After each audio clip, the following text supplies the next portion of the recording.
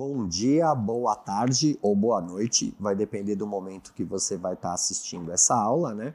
Sejam todos muito bem-vindos aí a essa nossa aula do novo ensino médio, né? Do segundo ano do ensino médio. Eu sou o professor Valmir Frias e vou aproveitar que a gente está começando a aula para fazer também a minha audiodescrição. Eu sou um homem de 52 anos, 1,89 m de altura. Hoje eu estou com uma jaqueta marrom, uma blusa preta, calça jeans clara, tênis. E já que eu estou falando de audiodescrição também, aproveitar e agradecer bastante aí, né, como sempre a gente faz, ao pessoal de Libras aí, né, que muito nos auxilia aí, deixando nossa aula mais abrangente e com certeza muito mais acessível a todos, né? Hoje a gente está com a Natália vai dar um olá aí pra gente, aí Natália, valeu. E obrigado aí, né, como sempre, deixando a nossa aula sempre melhor aí, né? E até para a gente entender melhor o que a gente vai ver nessa aula, tá aí na tela para vocês. A gente está na nossa segunda aula da atividade 5, né, a aula de desenvolvimento, e o que a gente está vendo nessas aulas é a parte do seminário multimediático, né, e a gente está falando de alguns assuntos aí recorrentes ligados à questão aí de podcast, esse tipo de coisa. O nosso aprofundamento é o superar desafios de humanas, a unidade curricular é pessoal e coletivo, repense suas atitudes, e o componente curricular é eu e o outro, culturas no plural. Pessoal, voltando em mim aqui um pouquinho, até para a gente ter o nosso respaldo aí, né, pedagógico, vamos ver então a habilidade aí do novo ensino médio que a gente vai analisar nessa aula, tá aí na tela para vocês. É a EM 13 CHS 501, onde a gente analisa os fundamentos da ética em diferentes culturas, tempos e espaços, identificando processos que contribuem para a formação de sujeitos éticos que valorizem a liberdade, a cooperação, a autonomia, o empreendedorismo, a convivência democrática e a solidariedade. Com relação ao objetivo da aula, também já está aí na tela para vocês, apresentar dicas aí de como os estudantes poderão utilizar a metodologia de criação de podcasts para a produção dos seminários multimediáticos.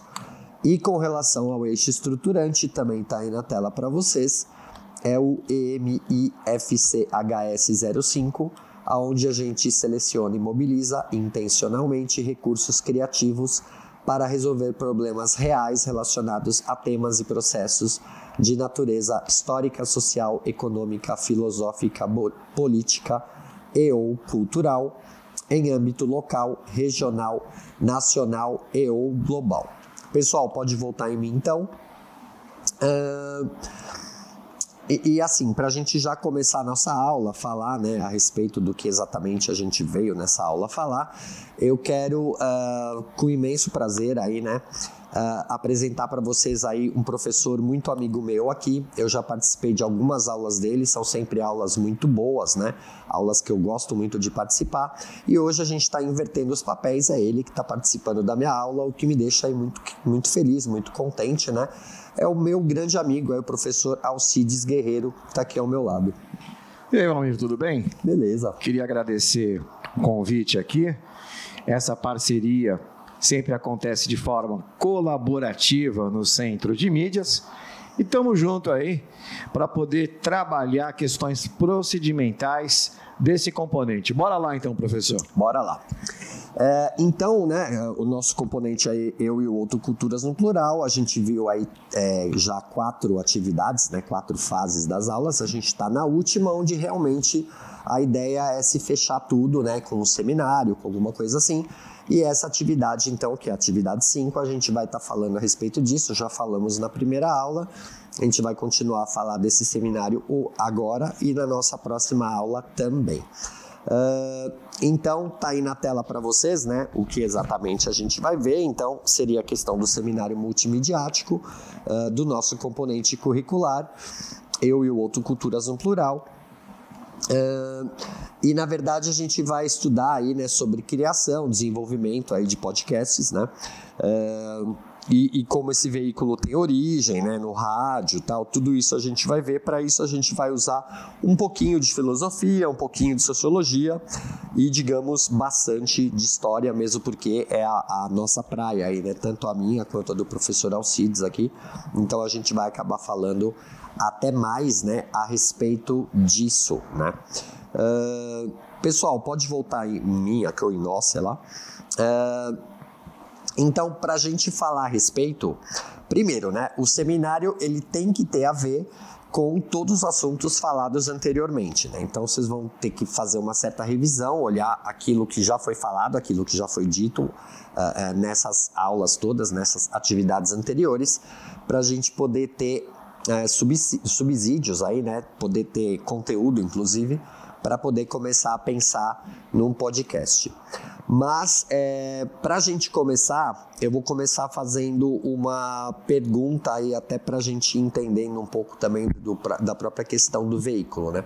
Professor Alcides, você gosta de podcasts? Você costuma ouvi-los? Já chegou a fazer algum? Qual que é a sua experiência quanto a isso? Bom, a leitura que eu faço do podcast nada mais é, na minha opinião, de que uma espécie de comunicação social em modelo radiofônico, só que colocado para a linguagem da rede. Sim. Né? Então a gente coloca um nome pomposo, cheio de estrangeirismo aí, podcast, que até pouco tempo atrás eu nem conseguia falar direito, eu me embananava todo.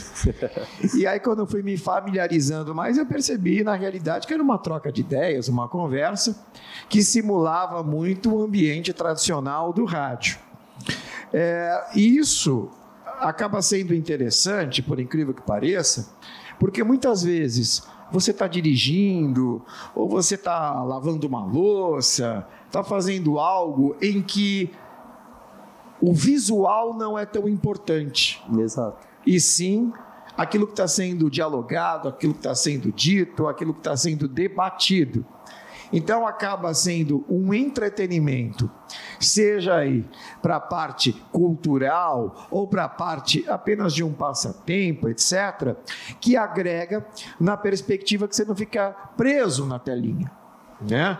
E uma vez que a gente tem essa linguagem da rede, é muito interessante porque ele vai ficar disponibilizado em arquivo. Sim. Então essa é uma grande vantagem que se tem sobre o rádio.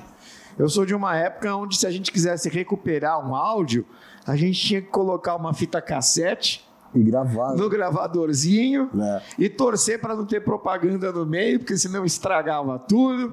E que o podcast não é isso. Ou então você pegar assim, né, assistir aquele programa, né, ouvir aquele programa que eram as melhores do dia, sei lá, porque aí você já sabia que ia tocar tal música, então você já colocava a fita e ficava esperando. Né? E que o podcast não é nada disso.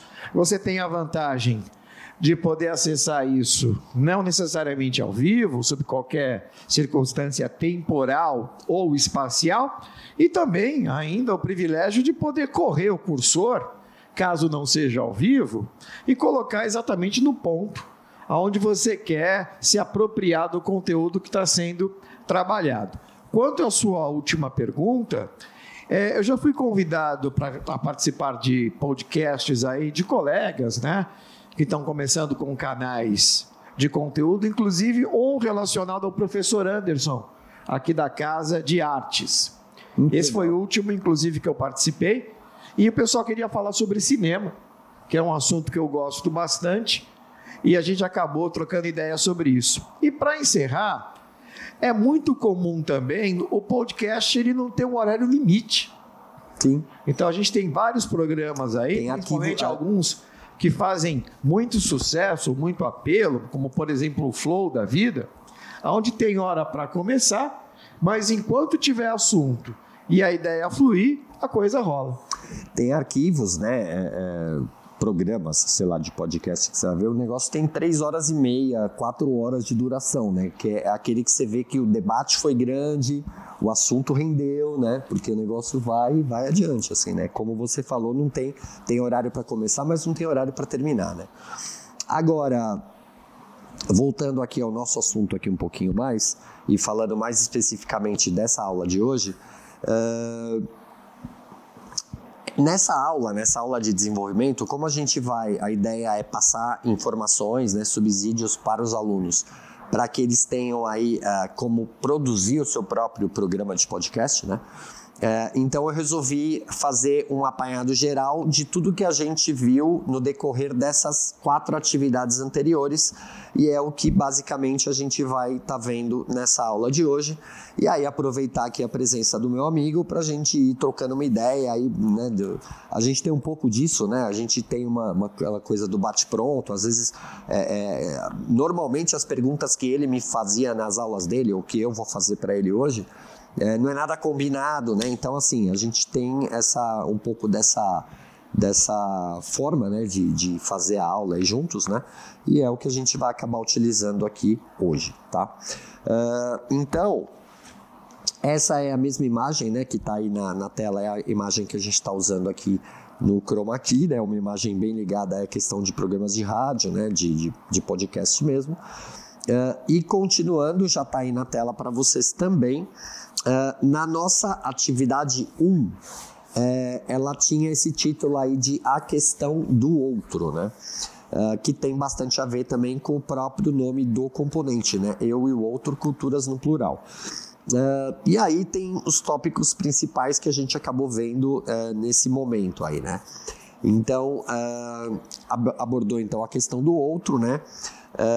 Analisando-se aí basicamente como a gente deve lidar com esse outro, né? De uma forma empática ou não, tal. E para essa atividade 1 se usou bastante desse livro. É um livro que inclusive eu li, não no meu curso de História, mas no primeiro curso que eu fiz, que foi de Publicidade. Eu acabei não terminando, né, esse curso por motivos vários aí. Mas é um livro que eu li na Faculdade de Publicidade e Propaganda, que é A Conquista da América, A Questão do Outro, é de um filósofo, o Tsevetan Todorov. Conhece esse livro, Guerreiro? Não, mas eu estou vendo aqui pelo sobrenome, ele é eslavo. Isso. E muito provavelmente, não sei, ele é russo? Então, eu não me lembro exatamente agora, não sei se ele é búlgaro ou... Acho que é búlgaro, se eu não me engano. Ali no leste europeu. Leste europeu. É eslavo. Não me lembro exatamente o país, mas se eu não me engano é Bulgária. Eu não li o livro, mas esse é um tema que acaba abarcando aí várias ciências, principalmente a questão da antropologia, né? Sim. Porque por uma questão de sobrevivência desde a pré-história, a gente sempre vê o outro como uma ameaça. A gente procura sempre a associação com pessoas que se pareçam conosco. Sim. E a própria bolha que é criada a partir dessa associação faz com que a reprodução dessas coincidências, que não são coincidências, ou dessas equivalências, faz com que o grupo cada vez fique mais fechado e aumente ainda mais a percepção da diferença em relação a outros grupos. E por que isso está sendo tão trabalhado nas últimas décadas, né? Porque a mundialização, o atual estágio de globalização que a gente chegou agora, fez com que a gente, querendo ou não, ficasse muito mais de frente com a diferença. Né? O mundo ficou pequeno. Exatamente. As culturas acabaram se integrando. Hoje, uma pessoa loira de olho azul, você não pode mais dizer que é do norte da Europa, ela pode ser de qualquer lugar do planeta. A mesma coisa de um preto, a mesma coisa de alguém com fenótipo latino ou oriental. E o mundo caminha, então, para essa integração, aonde a questão do olhar do outro vai passar por uma mudança paradigmática muito forte. Tem países, inclusive, que a grande maioria da sua população são de pessoas que vieram de fora, né? A gente viu isso no Catar agora, da questão da Copa do Mundo, né? Se eu não me engano, 94% das pessoas, dos habitantes do Catar, 94% por aí, vieram de fora, né? Então e eles tentam sempre atrair mesmo a pessoa de fora, tal. Então acaba indo de encontro com as ideias aí desse próprio filósofo, né? Ele fala bastante disso, e uma coisa que ele bate muito a tecla também nesse livro e na própria aula, né? Quando eu estava produzindo essas aulas, é a questão da empatia, né? ou seja, de saber se colocar no lugar do outro, para dessa forma entender melhor esse outro, e o próprio relacionamento, a própria comunicação que vai gerar disso vai acabar sendo muito mais harmônica, né? Se a gente soubesse colocar no lugar do outro.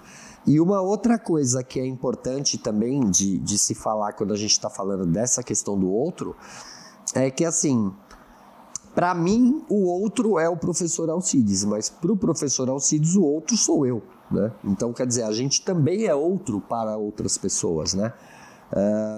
Então a gente tem que saber se colocar no lugar do outro, tanto para entender esse outro melhor, mas também para que a gente acabe se mostrando melhor para as outras pessoas que estão em volta, porque elas também vão ter que ter ou não empatia com a gente, né?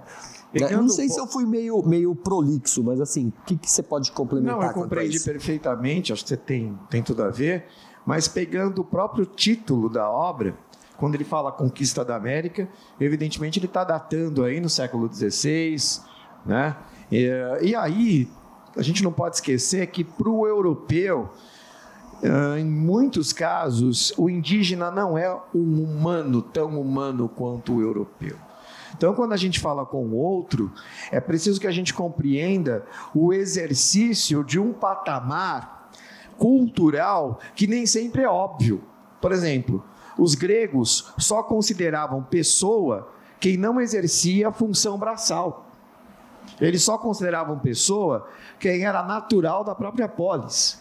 Eles só consideravam pessoa se você fosse homem. E se você fosse, acima de tudo, livre, não escravo.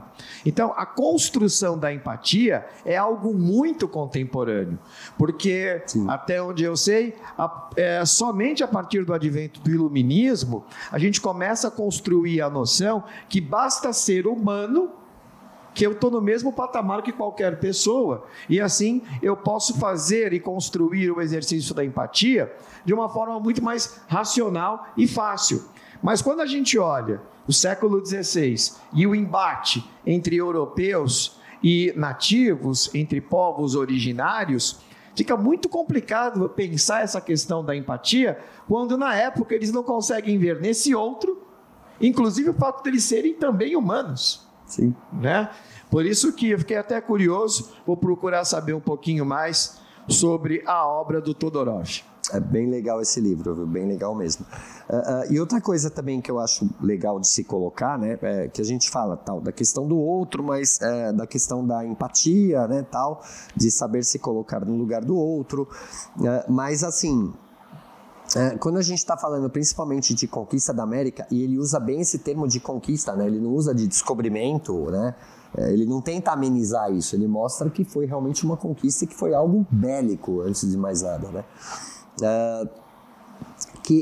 Eles acabam mostrando, né, isso no livro, e durante as aulas a gente tentou também passar isso, a questão de que, como você mesmo falou, né, acaba aparecendo, né, transparecendo mais isso na história, a própria questão da empatia, depois do iluminismo, né? Então é quando a gente começa a falar de antropocentrismo, né, do homem realmente estar no centro da história, digamos assim, que você começa a meio que ensaiar um pouco essa questão da empatia e essa questão do saber lidar com o outro, de ser empático, de ser simpático e por aí vai.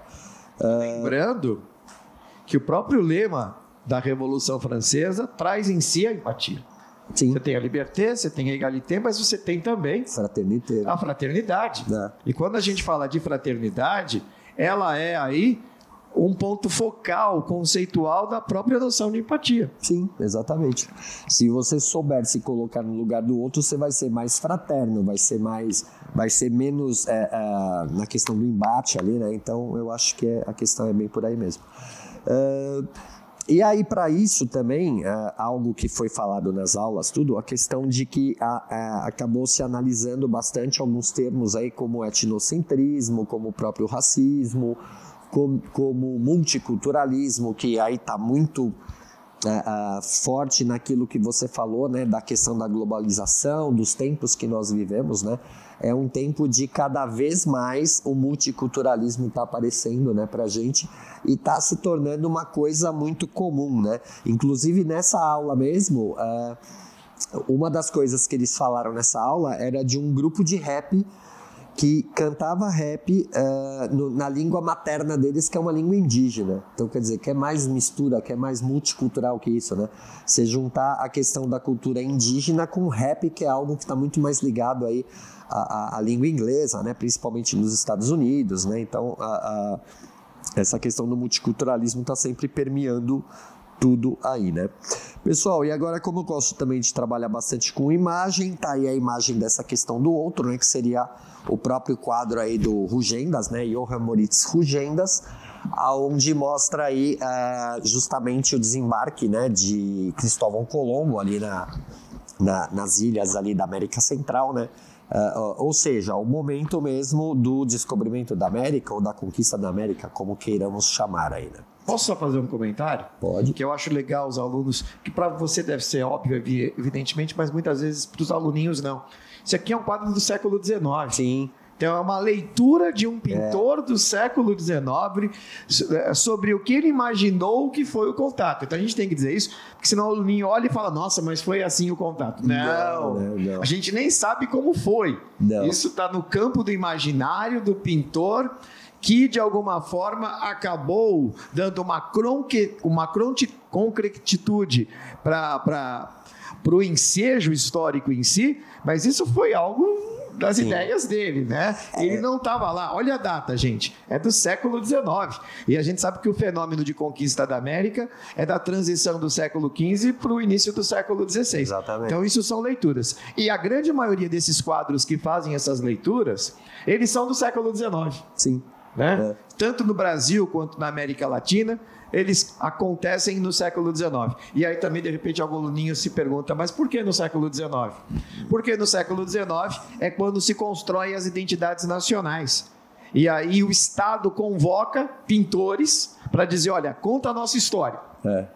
E mesmo que a gente não tenha história, a gente inventa uma e glamoriza com por telas exemplo, e por aí algumas vai, que né? pegaram que os vikings tinham um chifre.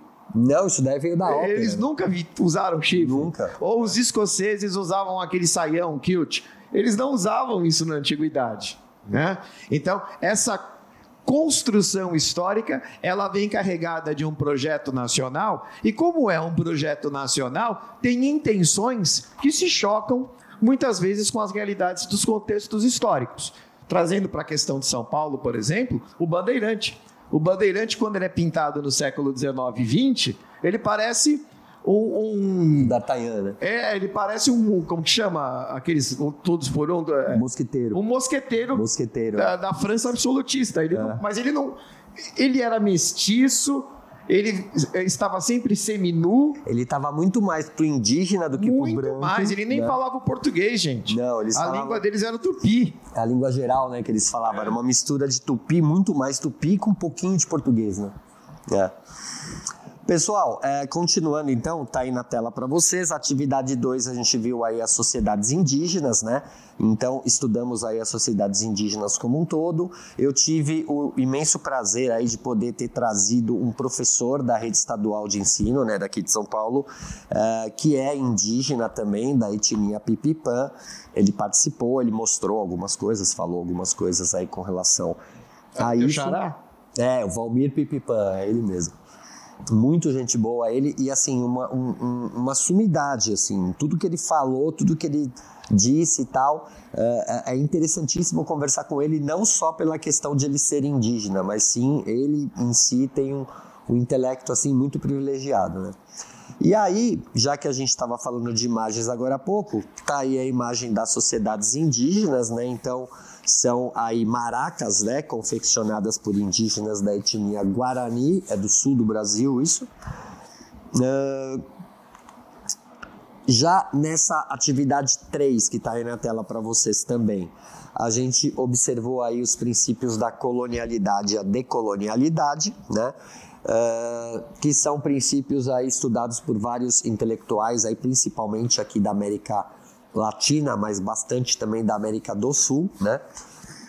E aí eu vou dar uma paradinha aqui para a gente saber uma coisa aqui do meu amigo. Guerreiro, você tem assim, conhecimento dessa questão da colonialidade, decolonialidade? O que você pode falar um pouquinho a respeito disso? Olha, o curioso, e isso faz da história uma ciência muito mais fascinante, não é porque eu sou historiador que estou puxando a sardinha. Mentira, eu estou puxando a sardinha. Mas a gente puxa assim.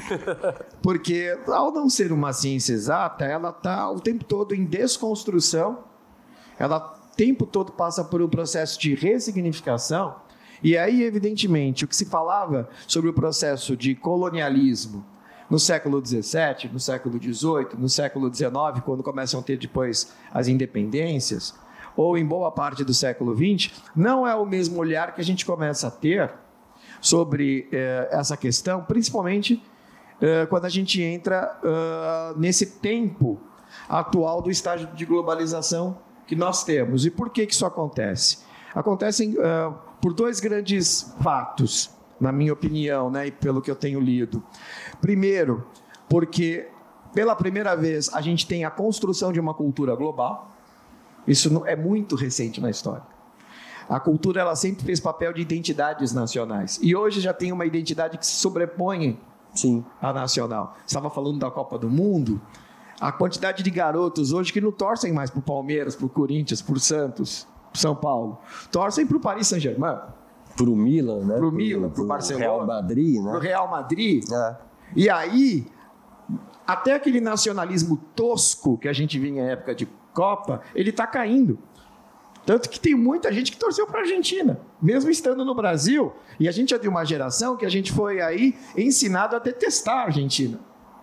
Então, eu, por exemplo, não torci para a Argentina. Mas você talvez, muito provavelmente, não tem mais aquele sentimento nocivo. Não, nocivo não. Mas era muito comum até os anos 2000, se a gente lembrar. Inclusive, as pessoas que falaram bem da Argentina, eu dei os parabéns. Falei, não, realmente, mereceu. Jogou muito bem, ganhou porque tinha que ganhar mesmo. E o segundo ponto que eu queria trazer aqui é que o impacto dessa cultura global fez com que muita produção acerca da decolonialidade começou a ser feita, né? A ser produzida, porque isso traz questões que pautam os refugiados, né? Isso traz questões que falam sobre uma produção cultural híbrida entre franceses e argelinos, entre belgas e nações africanas, entre ingleses e a respectiva Commonwealth.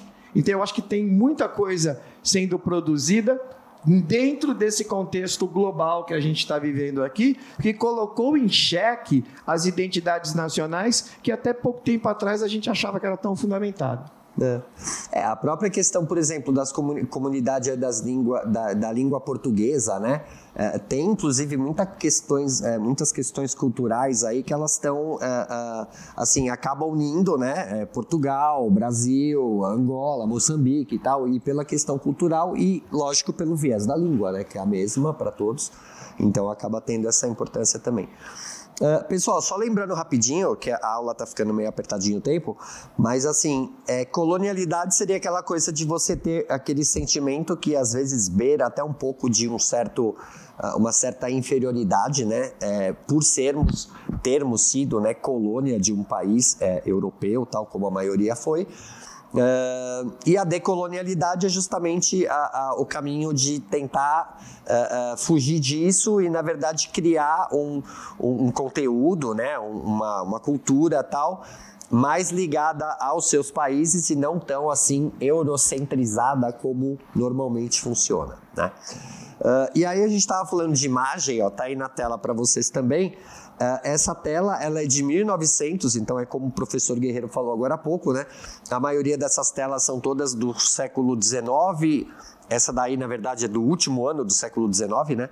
E falando aí como foi o desembarque de Pedro Álvares Cabral em Porto Seguro. Ninguém sabe, né? Isso daí é uma romantização da coisa, é uma ideia, assim, tentar mostrar com imagem algo que na verdade ninguém sabe exatamente como foi, né?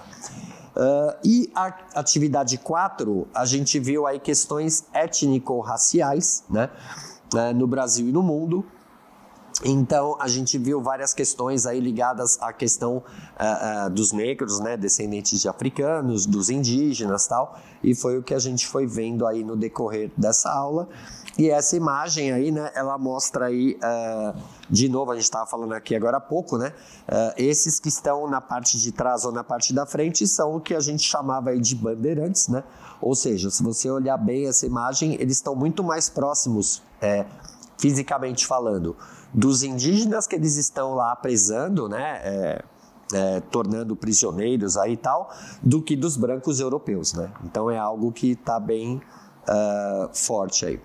Pode voltar em mim um pouco, pessoal? Eu queria agradecer muito aqui então a presença aqui do meu amigo, do professor Guerreiro. Como sempre, abrilhantou aí a nossa aula. Muito feliz, porque é a primeira aula minha que eu estou conseguindo fazer com que você participe. Fiquei muito contente, muito feliz. Eu não me faço de difícil, não. Ele que está exagerando. Mas gostei muito e vamos ver se a gente faz isso mais vezes aí. Tá Beleza, bom? galera. Pessoal, valeu então. Tchau, tchau. Até a nossa próxima aula então. Valeu. Tchau, tchau.